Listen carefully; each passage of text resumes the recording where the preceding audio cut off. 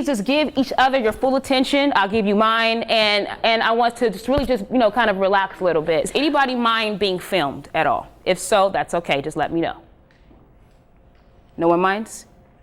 Perfect. Also, too, I have a book for sale. It's called Pet Peeves, a spiritual comedy. I'll be selling them right after for $12, so it's really cheap. That's about like 3 gallons of gas, I think, right? $12? All right, so here we go.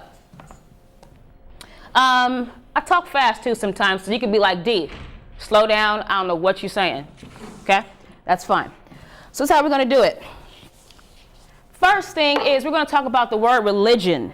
I'm 31 right now, and I've been preaching since I was like 16 years old in the Christian church.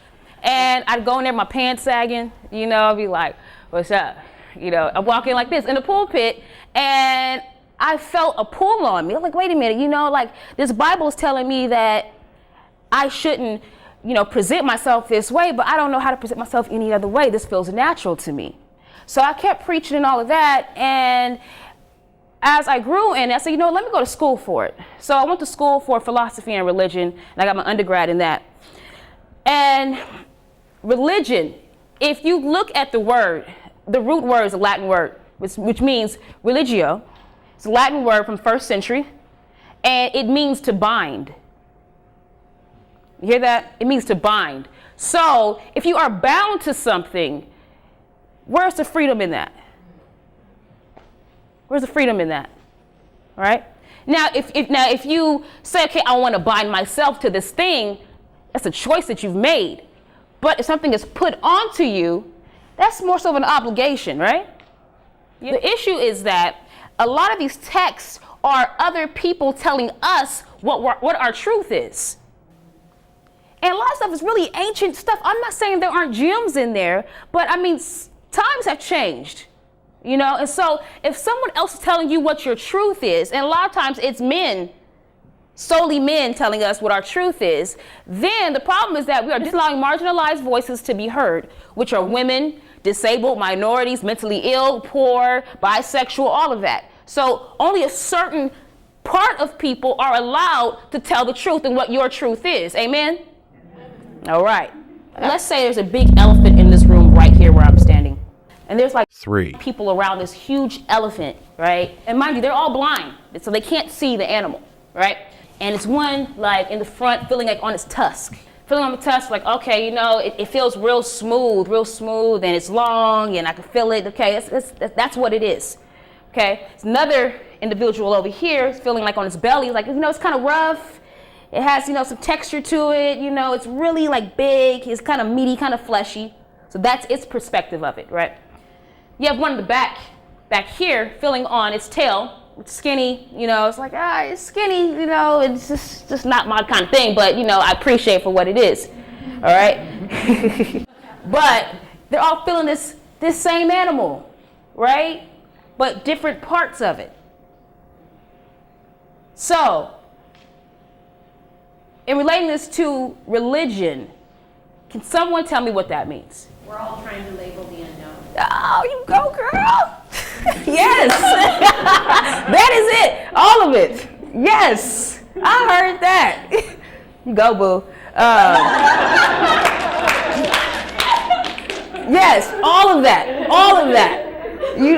Because the thing, we are trying to say that this animal is just one thing, but that's only our experience. That's a limited experience. And when you limit your experience, you are limiting your whole actuality in this reality. I'm rapping, sound like, huh? I'm kind of sidetracking here, but this is really important to me.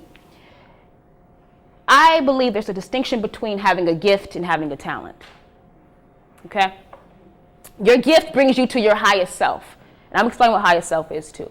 A talent is something that you can definitely learn how to do. You can learn how to play a trumpet, right, at 5 years old, right? And you still whack at 10 years old. You forgot all the notes, you don't hold your breath right. You're trying. You're trying. You're not that good though. Okay? And so you can do that. Now say if your gift is actually to paint pictures. So that means that gift materialized in you in the womb before you even came here. And then when you birthed, you also are given the passion to do that gift. So it comes effortless, you know. Not saying that you can't take classes, but when you go to classes, you supersede all them people like by margins, right? So that gift is what you need to stick to so that you can learn how to stay aligned with what's true for you. I'm taking a class right now. It's called Indigenous Dreams. And it's about indigenous cultures who learn how to navigate through their reality through just intuition. And I feel like we've lost some of that a little bit. We lost some of it because we have been oppressed by these do's and don'ts of what we should do. That we forget that, wait a minute, this don't feel right. This don't feel right. I walk into this room and the energy is wrong. And so if you're in tune, you might step back out. You know what? Something don't feel right. I don't know what it is, but I'm going to go home. So we have learned to not pay attention to our bodies as much anymore, which is a very subtle trick, I feel. And we need to get back to it. We get back to it through meditation, through prayer. So fruits of the Spirit is love, intuition, patience. When I say compassion, for me, that means to come into somebody's passion. Okay, that means that I'm going to come into what is true for you, what is good for you, and I'm going to be completely embodied and present with you. Because sometimes, you know what, like when people talk to us about something, we're not even there. You ever notice that? They're talking to you and you're like, yeah, I hear you, but I got to go to the mall in a second. Yeah, I hear you, know, but you know, I got, you know? And so it's about coming into someone's passion and be completely present. So we're going to do this. We're going to fast forward a little bit. According to the APA, American Psychology Association, sexuality is sex, gender identity, expression, sexual orientation.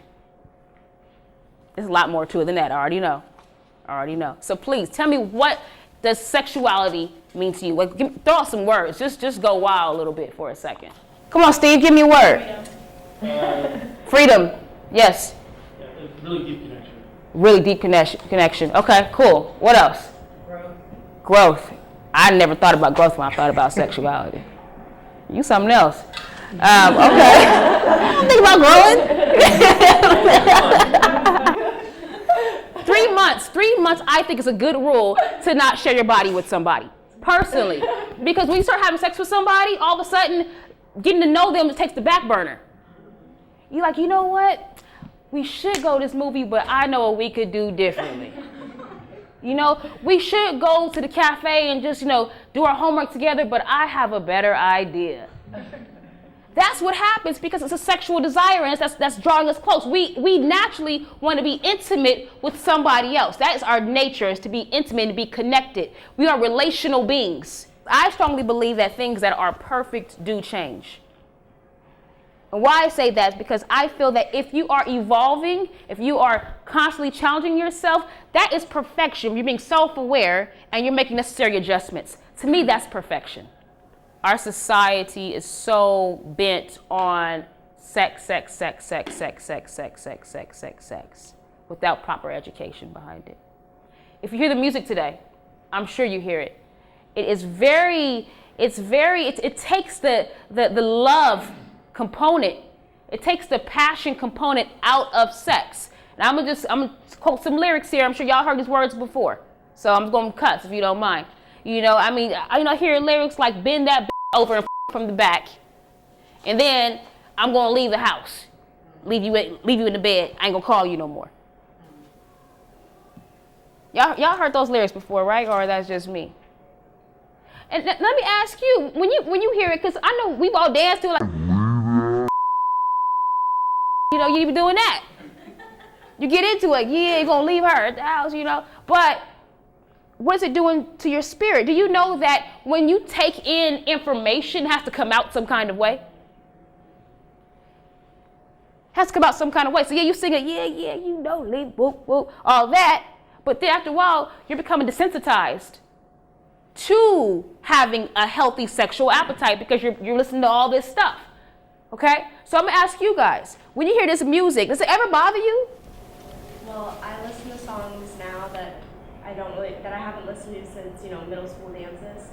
And I'll like hear the lyrics again. I'm like, oh my God, I can't believe I was 13 years old, like, you know, dancing to this and not even really realizing until now, like, how I can't believe I was, singing that and dancing to that. Wow. Wow. And did your parents allow for you to listen to it, or did they know you were listening to it? Probably not. I mean, it was like the popular music at that time, so I used it on the radio. So. Right. Okay. And do you think that it kind of may have colored your opinion of sex or of yourself, or? Yeah, I think it definitely, probably did for like my middle school and high school years. And more comments, questions before we close? No? When did you come to that moment where you reconciled your spirituality and your sexuality coming from a place that you did out of really a strong Christian church, and that you came where you were able to reconcile that and be okay? Yeah. I reconciled that at 25, 26 when I moved up here. Moving away from where you are from it gives you a whole lot of other stuff. You learn a whole lot about what you're made of, what you're not made of, what you don't agree with, what you do agree with. When I moved up here, it was more sexual freedom and religious freedom, spiritual freedom. And so I was like, I came up here and I pieced myself together. And so I think that what happened was that when I came here, I was able to really venture out into other realms. But it took me to move out of my house.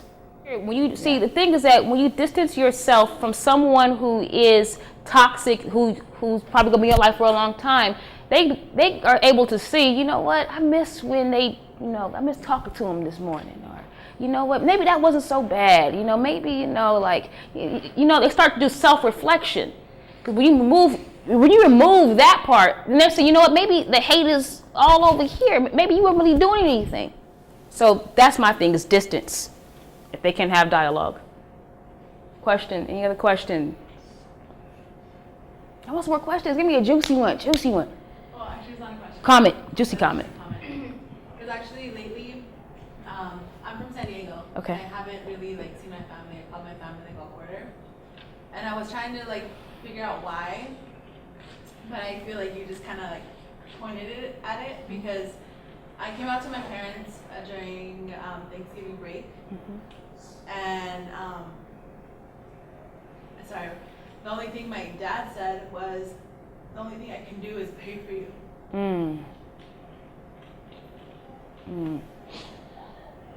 Sorry.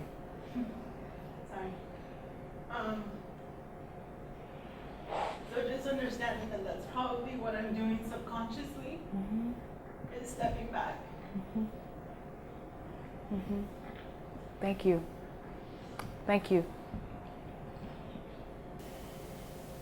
They don't understand that they're breaking spirits, and sometimes, people don't mean to. They just feel like they're doing what's best for you. They think that, if you know best, you would come this way.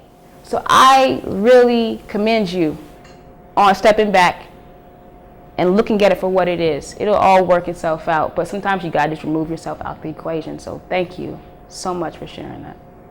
Thank you. Okay. Get Lane's face right now. Just get right there. Lane's on TV. Yeah. What? 2 cams. I really am gonna send it to her though. All right. Where are you from? Ethiopia. Yeah. It's really good to have, an African man here saying what you're saying, because I encountered so much oppression from them in Oakland. It's like very man. But I was also one of those folks for a long time myself, so I understand why. What made you come through the fire? I woke up. I know, we were both commenting on that. Who are you talking about? Oh, thank you.